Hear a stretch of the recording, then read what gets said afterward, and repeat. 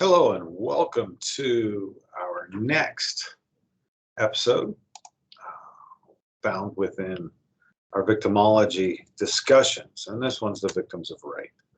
Rape is a toxic subject. I think that I can use that. Rape and sexual assault victims face a host of special problems. The nature of the attack, the origins of the attack, the consequences of the attack. And I know this particular chapter of this textbook is not something I can cover in less than an hour. We're looking at 60 pages for this particular chapter out of this textbook, Crime Victims Victimology. By Andrew Carmen. There's absolutely no way I'm going to be able to cover all of this in an hour or less than an hour. So I'm going to do my best to cover some of the things, some of the highlights that I think that we need to cover within criminal justice in a nutshell, within my YouTube channel, and then within Canvas here for this particular course and class. Sexual assaults have been something that's been in existence since the dawn of time, I guess. There's been strategies to reduce, and we'll talk about some of those strategies to reduce rape, including focusing on educating girls and women to take precautions. And then this always gets flack, pushed back. Well, why is it the girls' responsibility to take precautions? Why can't we educate the boys to not do this type of behavior? And that's a valid point. We should be educating everybody. Educating the males. Let me back up. Rape and sexual assault, aggravated sexual assault is a paradox. It is something that, again, it's toxic. It's not, it's a taboo subject to discuss. And our narratives, our perceptions, our ideas and beliefs about rape have evolved over time to a point. But, you go through Carmen's book and you just discuss rape as a whole. And it follows along with the ancient historical definition. It's an acronym. F for the word for, U for the word unlawful, C for the word carnal, and K for the word knowledge. So rape is and has historically been defined as the unlawful carnal knowledge of an individual. More specifically, throughout history, up until recent times, it was the unlawful carnal knowledge of a woman by a man. And this narrative, this perception still exists to today. There was a point, there has been a time in the history where we have accepted that men are also victims of rape. Okay. The focus previously has been a battle of the sexes, has been a battle of male versus female, man versus woman. There has not been, once we found, and once academia, once victimologists, once everybody involved understood that men could also be victims of rape, then we started talking about how rape was a crime of power and control, about humiliating the victim, regardless of the gender. But there's still this latent tendency to believe that only men can rape, whether they're raping other men or women. That's one paradox. There is not a whole lot of acknowledgement that women are capable of raping as well. Okay. But it's also, rape is that taboo section, that taboo topic. Some people mock rape, and they make fun of rape, and they blame the victims for rape. And they make fun of rape victims.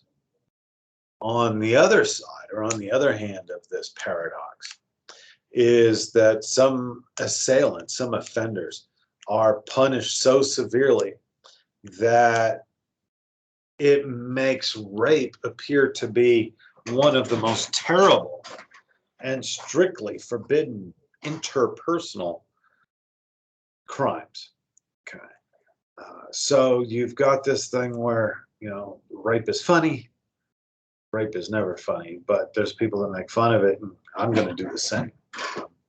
I'm going to, I wish I would have found the YouTube video first, but they mock, if you've ever seen the movie Porky's. I don't know if you're old enough to watch Porky's, but Porky's was a 1980s TNA movie about sex and breasts and nudity and the actions of teenage boys or high school boys. But in it, one of the assistant female volleyball coaches is above the gym having sex with one of the assistant basketball coaches, and she's screaming and she's yelling, and the whole term screamer comes about, and she's screaming no the whole time. So they make fun of that. And if I had the video to show, and I'm sure you can find it on YouTube, just put the Porky screamer scene. How that woman was screaming, no, don't, stop. No, no, no, no, no, no. And it was, it made fun and mocked the screamer, but it also showed that when a woman says no, and this adds to the myth, when a woman says no, she actually means yes, and she's enjoying what's happening and what's going on. So we have this horrible, horrible paradox on where we stand, what we sit, what we do, or how we respond to rape. From mocking it to the point to where we send men to prison, we castrate men, we hang men, we kill men. It's been debated time and time and time. Well, the debate has turned sexual violence into politics and has turned it into a political war, a political fight. The debates on how rape and sexual assault have affected society, affected the community. How frequent is it? How infrequent is it? There are studies and some reports that state that every 6 minutes, a woman has been raped. So, I've been at work since 8 o'clock this morning. Yeah, that's 4 hours. How many women have been raped in the last 4 hours? If on average we're hearing that women are raped once every 6 minutes, that would be a bunch. I'm not doing the math. You can do the math. It's a violation of personhood. A completed rape, a completed forced intercourse is a violation of the personhood. And that's gone with the Me Too movement and the Time's Up movement. They've changed this, and the language, even the language to describe what is a criminal behavior known as rape or sexual assault has changed.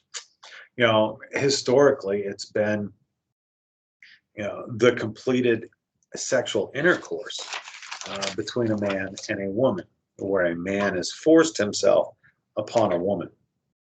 Okay, and the implication is, it could possibly be her fault. It's a result of something that she did. It's because she aroused desire. It's because she dressed provocatively. These are all the myths of rape.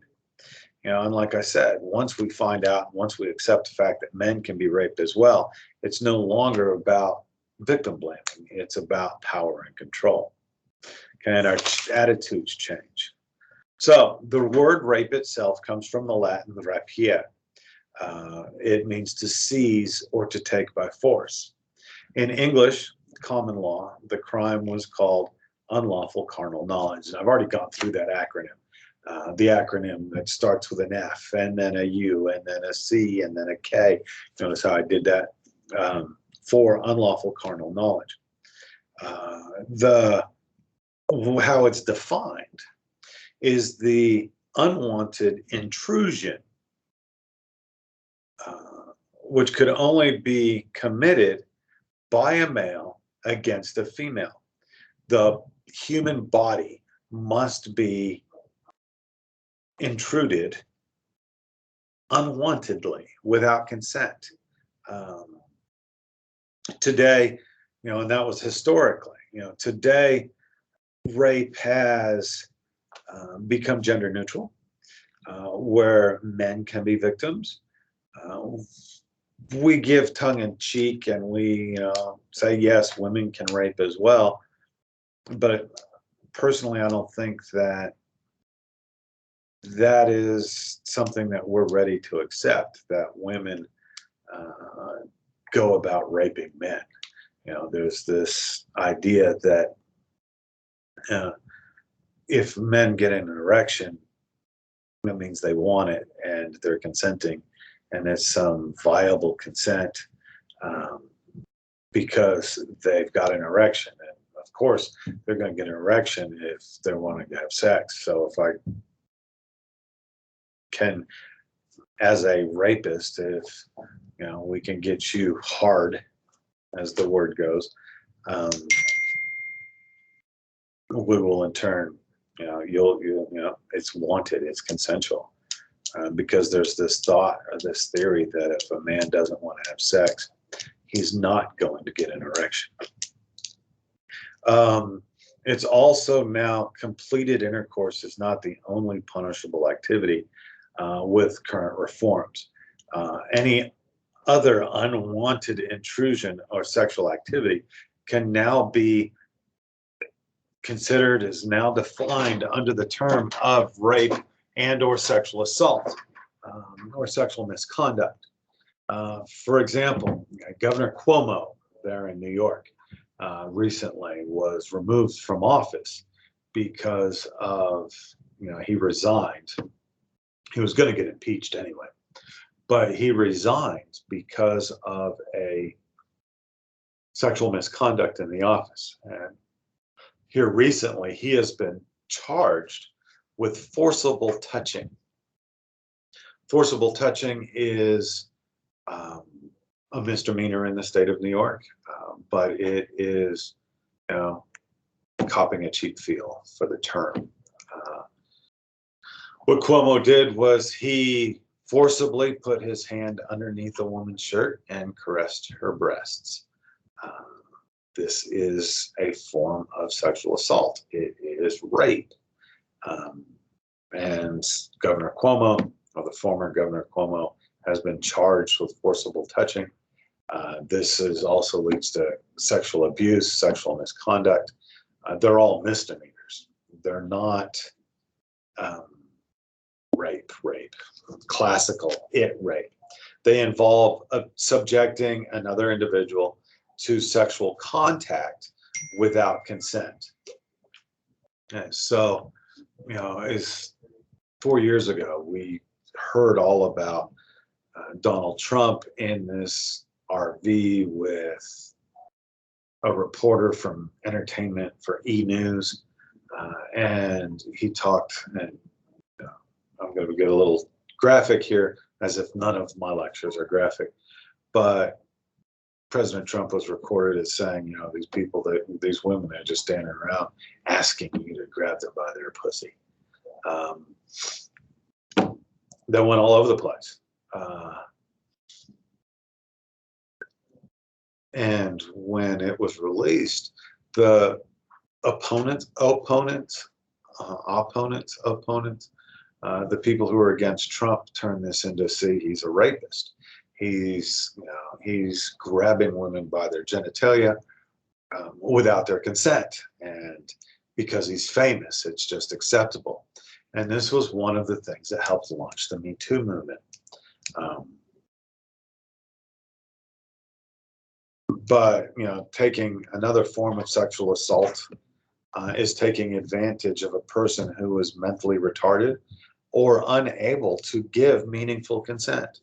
Okay, so if an individual is drunk, or they're drugged, they're spun, they're wasted, they're unconscious, they're like that swimmer from one of the Ivy League universities a couple of weeks ago, had this crush on this girl, and she binged on a drinking spree, and she ended up unconscious and laying down behind a dumpster, and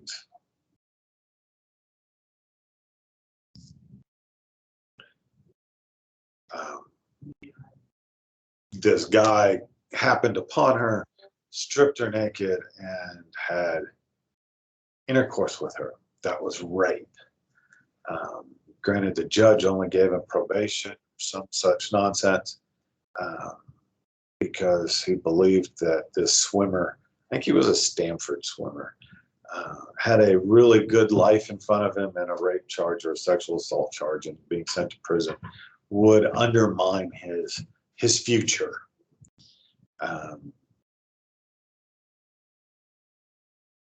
And she shouldn't have been drunk anyway, and unconscious and naked laying behind a dumpster. And we'll come back to that. Okay, another form of rape is statutory rape. Okay, and I know I had an individual on my caseload when I was a probation officer down in Alpine. It was an interesting case. Actually, no, this was a Big Spring case. It wasn't no, it was Alpine. Okay, so what happened in this case was this 19-year-old boy who was, can we call a 19-year-old a boy?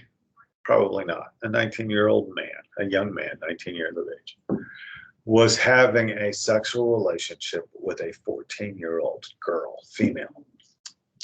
And what he did was he got this 14-year-old to sign a letter of consent and had it notarized. Now, I don't think that the notary read what she notarized, but this form of piece of paper, they had it on there. It says, I so and so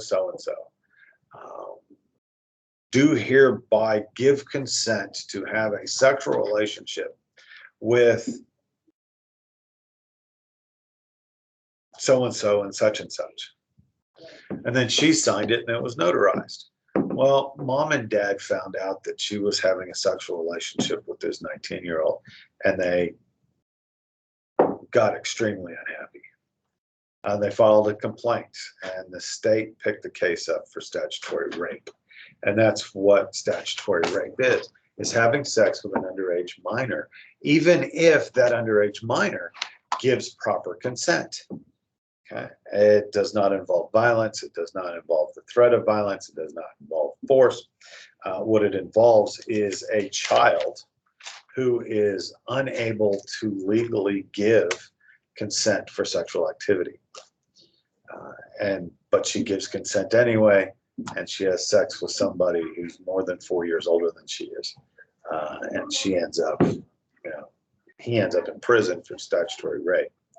In biblical times, raping an innocent virgin was punishable by death.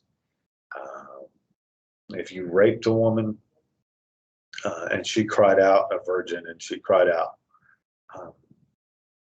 the offender was killed. He was stoned to death. On the flip side, a married woman who was raped by a stranger could also be put to death because she was raped, because there's some form within the biblical rules that she shared, or was considered blameworthy for exposing herself to a situation where she was raped. And this is unless, of course, the husband interfered. I think there was this idea that, she went and presented herself in a way to where she was being promiscuous and wanted to cheat on her husband. Or, let's get real misogynistic here. She wasn't barefoot pregnant in the kitchen. She didn't stay at home. She was out wandering about. This has changed as well throughout the times. In medieval times, a man who was seeking upward mobility, say, I'm a peasant and I want to not be a peasant anymore, but I want to become part of the nobility or the royalty. I would kidnap a noble girl, a noble woman, and kidnap her and rape her. And this would force her parents to have her marry me. I know this is something that's been tagged to the Bible, and I'm not exactly sure why exactly. Maybe you could talk about it down below. But this medieval times within the world of Christianity, they forced intermarriage. It's not Torah related. It's not biblically related. But a guy that wanted to raise his station in life, and that's called heiress stealing. Heiress stealing. I'm in heiress stealing. Okay. Because the parents, in order to protect her name, her virtue, to protect her reputation, they would force her to marry the rapist. And this was a common practice. So feudalism continued to grow within the Europe, and then during and shortly after the Middle Ages, that became a crime and an offense, to where kidnapping and raping a noble woman was punishable by death. Whereas if it was just a peasant woman that was being raped and forced to submit, it wasn't even considered a crime. See, and that comes out of the idea of first night, primus nocta, where the nobleman, the landed gentry, the titled gentry, the lord, the duke, the whatever, could demand the first night of marriage to be able to lay down with any woman under his jurisdiction. So raping and having sex with peasant women was, it was just commonplace, I guess you could say. It wasn't a crime. And then we found through military conquest, and this is historically, women who are military soldiers who rape women of the enemies, the wives and daughters of the enemy, are not prosecuted, have not been prosecuted. And there's been, even within our country, modern history, where sexual assault and sexual abuse and sexual harassment was not even frowned upon within the military ranks. There have been a lot of sexual abuse scandals coming through the military over time. And then on a racist note, following into the racism, throughout slavery up into the 1950s, even the mere accusation that a black man would rape a white woman, it would bring that black man to a risk of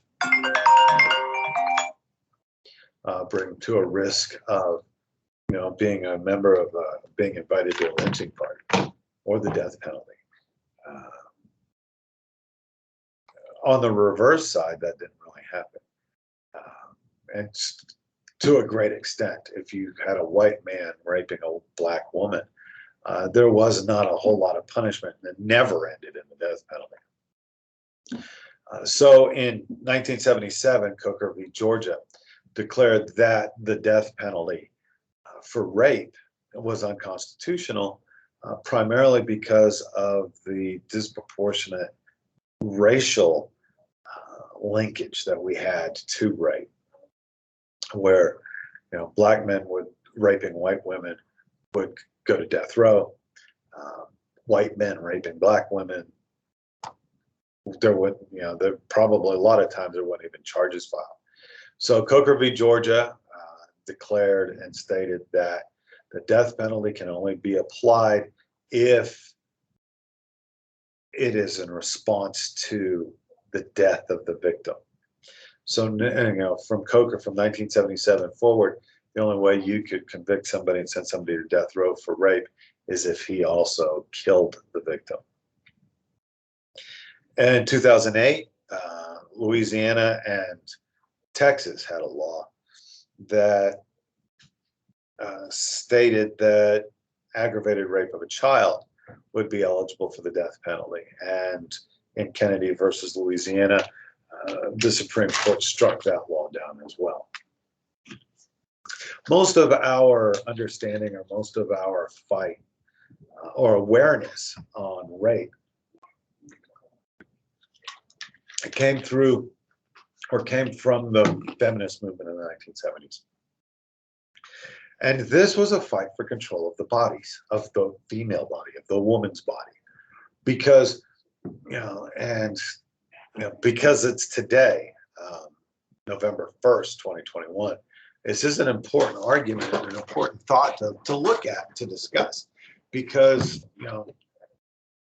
as I come to video, the Supreme Court just finished hearing arguments on the Texas SB Senate Bill 8, which is known as the Heartbeat Bill, the law that has made abortion after 6 weeks illegal.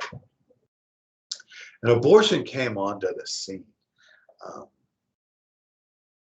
with the feminist movement in the late 1960s and 70s, with this whole idea of choice, and it's my body. So the feminist movement was fighting for control of their bodies, and the argument of choice was worked through the plight of rape and rape victims, because a woman did not have a choice in getting pregnant.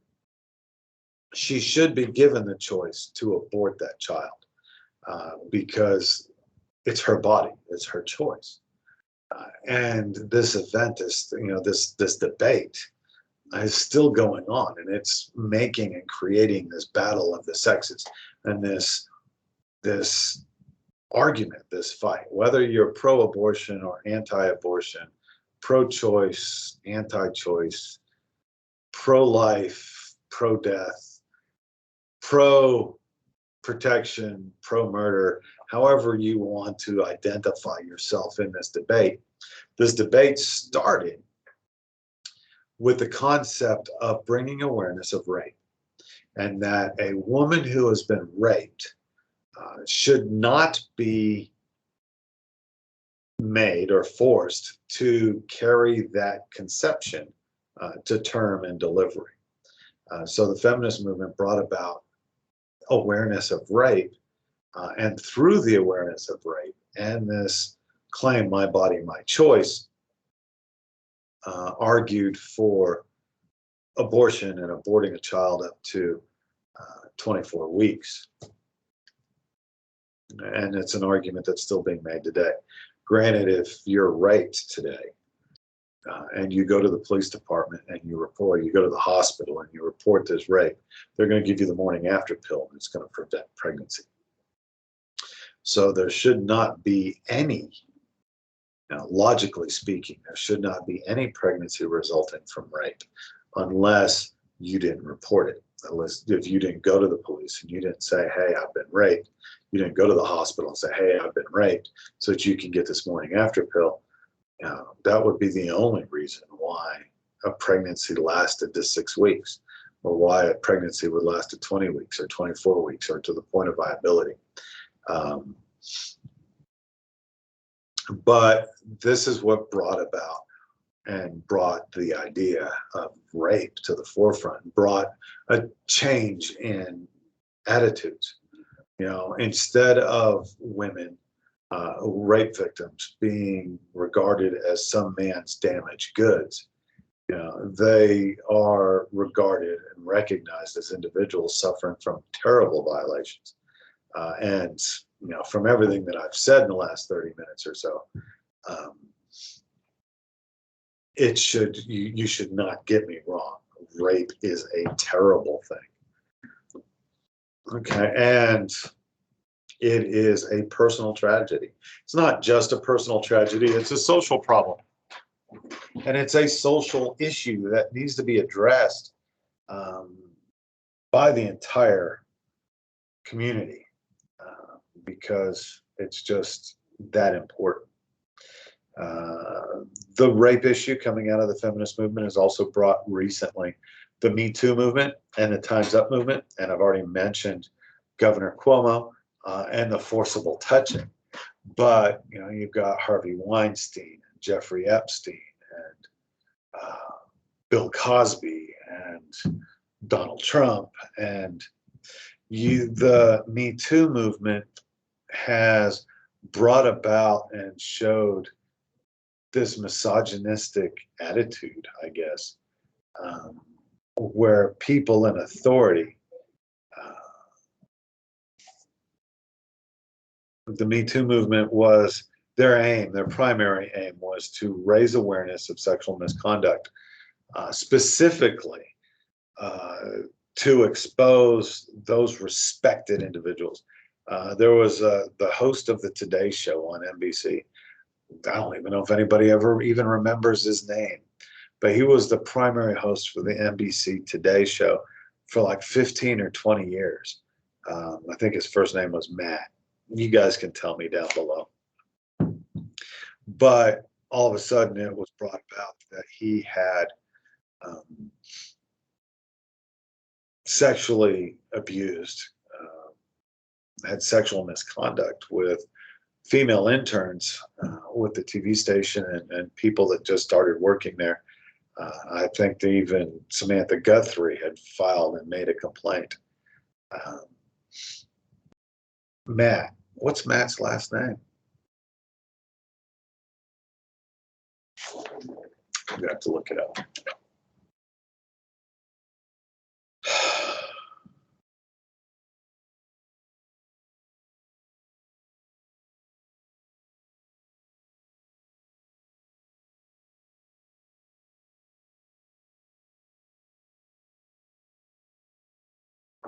Matt Lauer is his name. Matthew Todd Lauer was taken down because of the Me Too movement. And Harvey Weinstein, with the casting couch. If you want to get anywhere, you want to do anything, you want to succeed, you're going to have to make me smile.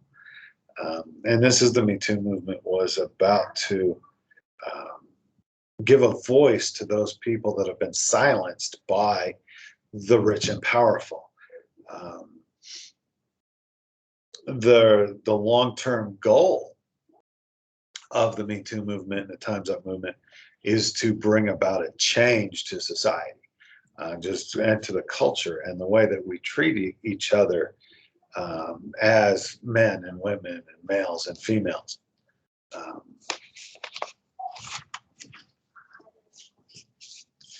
So some of the consequences caused by rape or sexual misconduct are life-altering. Okay, they change the lives of the victim forever and ever and ever. A constant state of fear, a constant state of anxiety towards men or women or whoever the offender was. It brings about depression. and a self-guilt. What did I do wrong? How did I do this wrong? What did I do? What was so vitally drastic in my behavior that caused somebody to want to come rape me?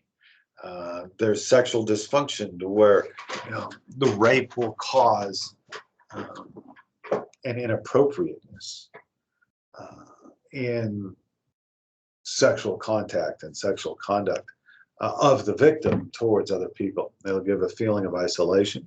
It'll make people afraid. It causes agoraphobia, and it just makes life miserable. There's physical pain that's involved. There's psychosomatic pain that's involved. Substance abuse, trying to hide from what's going on, trying to bury the pain and the feelings of guilt and all of the things that come along with being raped. You're just trying to forget it, hide it. So you fall into the bottle, you fall into drugs, you fall into whatever. And then a real serious issue, problem with rape. And these are all focused primarily on the individual victim. And that's the transmission of STDs, HIV, and AIDS. This goes forward, and other psychological issues or mental health issues would be the rape crisis syndrome, which is the most significant part of the rape crisis syndrome is within the first few weeks after the event. Again, it goes into all of the anxiety and depression and mental health issues. Then there's PTSD, post-traumatic stress disorder, or post-traumatic stress, and it makes you changes the way that you live your life. It makes you change the decisions that you make. You are not as outgoing. You're not as outward. And then, of course, there's pregnancy. Anytime there is sexual intercourse, there is a risk of pregnancy. And which brings us back to the abortion debate. If you didn't choose to have sex, you shouldn't have to, at least the argument, if you didn't choose to have sex, you shouldn't have to be forced to carry that child to term. Well, based on that logic, what if you did choose to have sex? I'll just leave that right there. It's my choice. It's my body, my choice. Every decision, every action has a reaction and a consequence. Should you be responsible for, or should you be held responsible for the choices that you make in life? I think you should. And I know that pregnancy should never be a punishment, but abortion should not be used as birth control. You have other choices that you can make before the event. But anyway, it's just, today is November 1st. The oral arguments about Texas Bill SB 8 was heard today by the Supreme Court, and they made them public. They were live streamed and everybody could hear them. So now we've stepped into shared responsibility. And this is the minimalist view. Again, we've got the maximalist and the minimalist.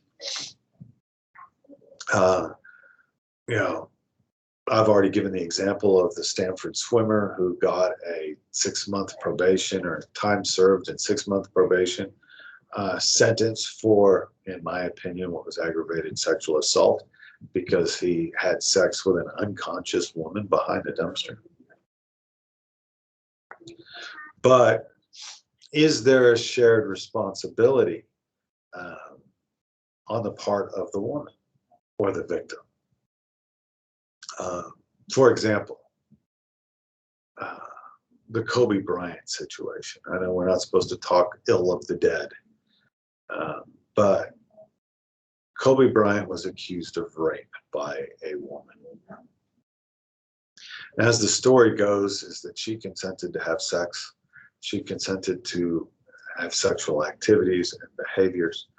And then at some point during the encounter, Kobe Bryant flipped her over onto her stomach and took her anally, at which point she screamed, "No, don't," and stop. and Kobe Bryant didn't stop. So, you know, there's this argument from the minimalist side was that, you know, she shared some of the responsibility for what happened. She invited Kobe Bryant to the hotel room. She got naked for Kobe Bryant. She started to have sexual relations. Her seductiveness with Kobe Bryant put some blame on her, regardless of the fact that she said, no, don't take me anally. And he did it anyway. So there's some thoughts about, or there's some arguments that men are stupid. And based upon the activities or behaviors and the fact that the woman is seductive, or she's wearing seductive clothing, or she's speaking seductively, or she's allowing things to happen and she doesn't stop him or stop it, then intercourse is completed, and that's not what she wanted. Okay, so again, this is a very hot, heated debated issue. We find a lot of sexual assault on campus. 1 in 4 women will find themselves sexually assaulted on the college campus before they finish college. It's a horrible statistic. And we have what's called Title IX, and Title IX has been established as a way to ensure or to protect women or victims of sexual assault and sexual violence. They can go report here on our campus at UTPB.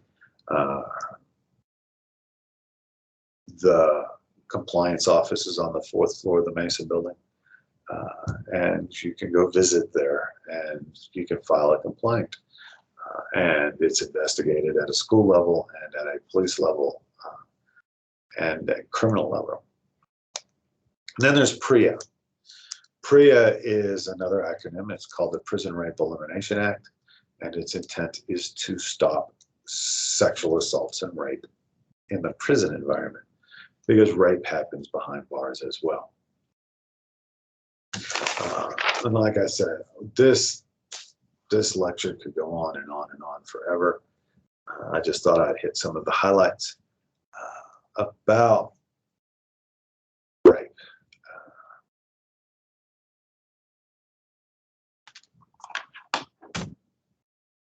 If you have any questions or comments, go ahead and make them below. Don't forget to like and subscribe, and we will see you next week.